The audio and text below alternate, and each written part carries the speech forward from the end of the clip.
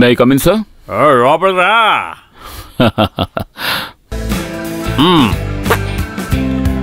ఎలా ఉంది నీ విజయనగరం జీవితం? చాలా బాగుంది సార్. గుడ్. ఏంటయ్యా ఇది? చైను, గాజులు, ఉంగరాలు, ఏదో సినిమా స్టైల్లో లాగా. ఏదో కొంచెం చేంజ్ ఉండాలని మీరు నన్ను కలవాలన్నారట.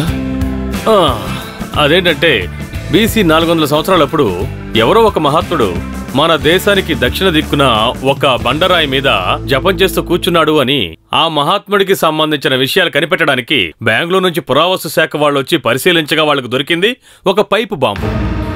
పుండు మీద కారం జల్లినట్టు ఇంకో ఇంటెలిజెన్స్ రిపోర్టు. పక్క దేశాల నుంచి ప్రజల వలస.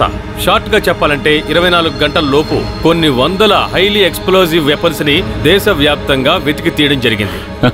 పండగలో పేల్చడం కోసం తెచ్చుకుని ఉంటారు. అదే కదా. ఇంగ్లీష్ లో ఉన్న 26 అక్షరాల్లో కేవలం 3 అక్షరాలతో ఏర్పడిందే సంఘ వ్యతిరేక సాయుధ విప్లవం.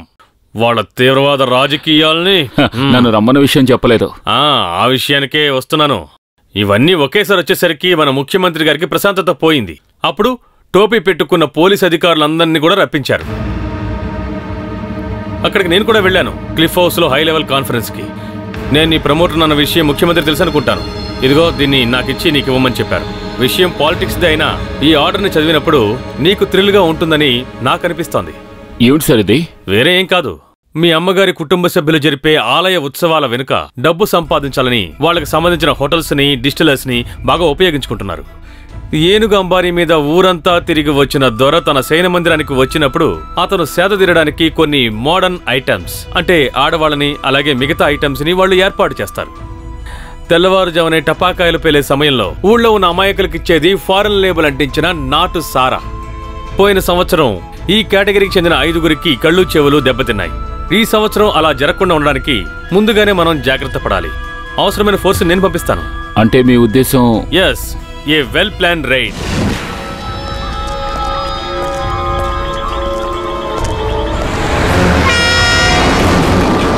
స్వామి,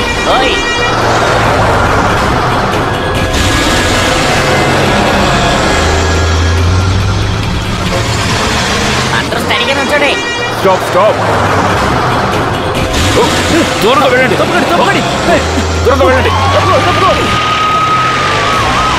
త్వరగా త్వరగా త్వరగా జీప్ స్టార్ట్ చేయండి. త్వరగా ఎక్కండి. ఫాలో అవ్వండి. త్వరగా త్వరగా.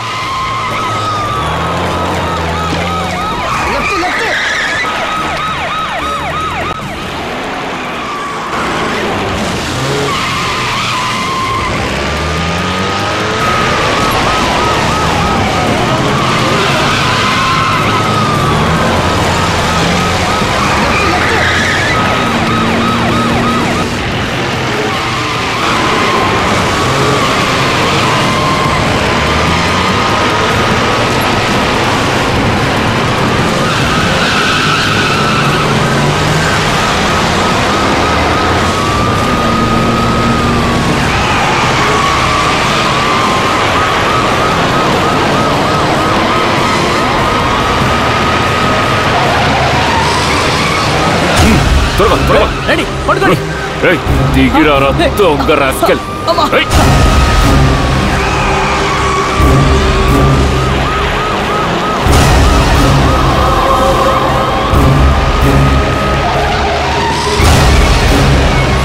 అశ్విని గారు, మీరు వెళ్ళి రిజిస్టర్ చెక్ చేయండి. మీరందరూ అటు వెళ్ళండి. స్వామి, రిజిస్టర్ ఇవ్వమ్మా. Okay sir. నీకు పని లేకుండా చేసేస్తాను. నీ పై అధికారులందరూ నాకు తెలుసు, వదిలయ్యా. ఏంటి సార్ ఆడవాళ్ళతో ఏమిటి గొడవ? పతివ్రత మర్యాదగా బతికే వాళ్ళ రూమ్ లోకి వచ్చి గొడవ చేస్తూ ఏంటి సమస్య? నమస్కారం. సారీ మేడం, జరుగుతున్న ఫంక్షన్ ఆపినందుకు క్షమించండి. మీరు ఒక సాధారణ పోలీసులు, నేనెవరినో మీకు తెలియదు. అయ్యో, తెలియదని మాత్రం చెప్పకండి మేడం. కానీ మీరెవరో ఓపెన్ గా చెప్పడానికి కష్టంగా ఉంటే నేను మీకు చిన్న క్లూ ఇస్తాను. స్వామి, ఇప్పుడు అన్నిటికీ ఓ క్లూ ఉందిగా? అయితే మేడం ఎవరో క్లూ ఇవ్వచ్చుగా? ఇచ్చేస్తే పోలా? అంటే నువ్వు ఒక టపాస్. మరీ నాటకాలు ఆడకుండా వచ్చి బండి ఎక్కవే.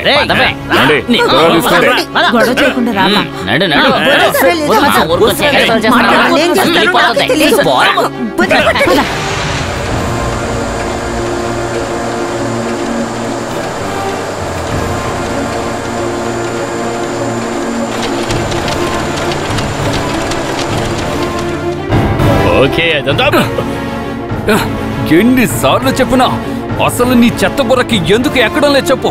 నేను సంపాదించిన డబ్బు పోయినా పర్లేదని వదిలేస్తాను, కానీ ఈ కద్దరు వేసుకుని తెచ్చుకున్న మంచి పేరుని చెడగొట్టాలని నువ్వు పోలీసులు ప్లాన్ చేశారంటే, ఇదిగో హోమ్ మినిస్టర్ కాదు, ఎలాంటి మినిస్టర్ అయినా నాకు ఎటువంటి దిగులు లేదు. నువ్వు చెప్పే చూస్తుంటే నేనే పోలీసు వాళ్ళ చేత చేయించాను అన్నట్టుగా ఉంది. ఈ ఊర్లో పోలీసు దగ్గినా తుమ్మినా వాంతి చేసినా దానికి పూర్తి బాధ్యత హోమ్ మినిస్టర్ అయినా నీకే చెందుతుంది. ఒక విషయం నీకు గుర్తు చేస్తున్నాను, ఎప్పుడూ ఎగరాల్సింది నీ ఈ కుర్చీ. ఆ పని నా చేత నువ్వు చేయించుకో. ఇలా చూడు విశ్వనాథం, నేను చెప్పేది విను.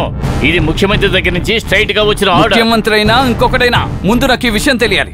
అది తెలుసుకోవడం కోసమే కదా ఎస్పీ సిబిల్ వర్గీస్ ని ఇంటికే పిలిపించాను. ఆయన వస్తూ ఉన్నారు. May come in sir. కమింగ్ లేదు, ఏం లేదు, రావయ్యా. మీరంతా ఐపీఎస్ చదివి గవర్నమెంట్ దగ్గర జీతం తీసుకునేది ఎందుకయ్యా? సొసైటీలో పరువుగా బతికే రాజకీయ నాయకులు నెత్తి మీద కొట్టి వాళ్ళ పరువు తీయడానికా? అర్థం కాలేదు సార్. అర్థం అవ్వాలంటే వాడు ఒక తండ్రికి పుట్టినోడు అయి ఉండాలి. ఏంటి కంటి చూపుతో చంపేస్తావా? సారీ సార్, ఇలాంటి 4వ తరగతికి చెందిన నాయకుల చేత నాతో మాట్లాడించడానికి పిలిపించుంటే గనక సారీ సార్. ఇప్పుడు నాకంత టైం లేదు, చేయాల్సిన పనులు చాలా ఉన్నాయి. ఏంటి పీకే పని? అమాయకులుగా తిరిగే ఊరు ప్రజలకి అన్ని వసతులు చేసిస్తానని చెప్పి ఏమార్చి వాళ్ళని మోసం చేసి చివరికి పోలీసు తుపాకీలో ఉన్న గుళ్ళు పారేసుకుని అన్యాయంగా చనిపోయిన మీ నాన్న వర్గీస్ కి అంత్యక్రియలు చేయాలా? జాగ్రత్తగా మాట్లాడండి, లేదంటే నువ్వు నా తల తీసేస్తావా? నేనేది చెప్పి చెయ్యను, కొట్టనంటే పళ్ళు రాలిపోతాయి. పొగరుగా మాట్లాడేవనుకో ఒక మూర్ఖుడైన ఎస్ఐని పక్కన పెట్టుకుని ఇలాంటి చెయ్యకూడని చండాల పనులన్నీ చేయించి దానికి వివరణ అడిగితే సమాధానం చెప్పవా నువ్వు? అవును సార్, మీలాంటి వాళ్ళ కళ్ళకి పోలీసులు ఇప్పుడు ఆడుకుంటున్నట్టే ఉంటారు. అధికారం చలాయించే కుర్చీలో కూర్చుని మీలాంటి వాళ్ళు ఆడుతున్న ఆటలకి కాకి దుస్తులు వేసుకుని టోపీ పెట్టుకున్న పోలీసులు మీ దృష్టిలో హీనమైన వాళ్ళు, వాళ్ళని మీరు అవమానిస్తూ ఉంటారు. సార్, ఇప్పుడు మీ కంప్లైంట్ ఏంటో చెప్పండి. పై వాళ్ళ ఆర్డర్స్ ప్రకారం రైడ్ చేయడానికి నిర్ణయించుకుని ఆ విషయం మీతో చెప్తే గనక ఆ విషయం బయటకు తెలిసి రైడ్కి వెళ్లిన పోలీసు వాళ్ళకి అక్కడ ఒక చిన్న ఆధారం కూడా దొరికే అవకాశం లేదు. అలాంటిదే కదా ఈ రాజకీయ నాయకుల మధ్య ఉండే బంధం. అవునరా, ప్రతి నెల జీతం ఇచ్చే ఈ ప్రభుత్వానికి నాకున్న పరపతేంటో నువ్వు చూసావంటే బీభత్సంగా ఉంటుంది. ఆ పరపతిని పెట్టుకుని ఒక చిన్న పని చేస్తే చాలు, నీ తలకు అలంకరించుకునే ఈ టోపీకి బదులుగా మట్టి పాత్ర ఉంటుంది, మట్టి పాత్ర. రే ఇలా చూడు, నువ్వు చిన్నప్పుడు నిక్కర్లో ఒంటేలు పోసుకున్నప్పుడే నేను ఇలాంటి గద్దర్ షర్ట్ వేసుకున్నాడు రా. ఇద్దరం గంజి పెట్టుకున్న షర్ట్ వేసుకున్నా దీని వాల్యూ వేర్రా. ఖద్దరు గొప్పదనని చెప్పి మీరు నన్ను భయపెట్టక్కర్లేదు. బినామీ పేరుతో ఉన్న 5 స్టార్ హోటల్స్ లో స్టార్ వేసెలతో కలిసి ఎంజాయ్ చేసే నీలాంటి దేశాన్ని తాకట్టు పెట్టే నాయకులకు గుర్తింపే కదా ఈ ఖద్దరు యూనిఫామ్. కానీ ఈ ఖద్దరుకు చరిత్ర ఉంది.